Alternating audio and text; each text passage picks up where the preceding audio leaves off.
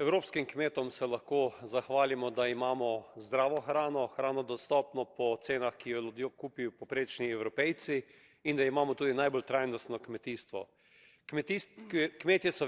vedno podporniki Evropske unije, vendar danes, ko čakajo na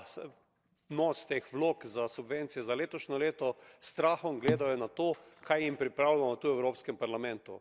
in pa predvsem na predlog Evropske komisije. Zato so mnogi evropski kmetje na cestah, nizozemski, pa tudi slovenski, ki enostavno ne razumejo, zakaj bi bilo potrebno prepovedati rabo pesticidov na skoraj polovica kmetijskih površin, ki jih nam primanjkuje, kje so tista nova semena, ki bodo bolj odporna na bolezni, na škodljivce, kje so nove metode preciznega kmetijstva, s čimer bi lahko rešili problem. Kmetom je treba pomagati, ne pa nalagati nove ovire, kajti v nasprotnem primeru bo Evropa lačna, kot je bila po drugi svetovni vojni.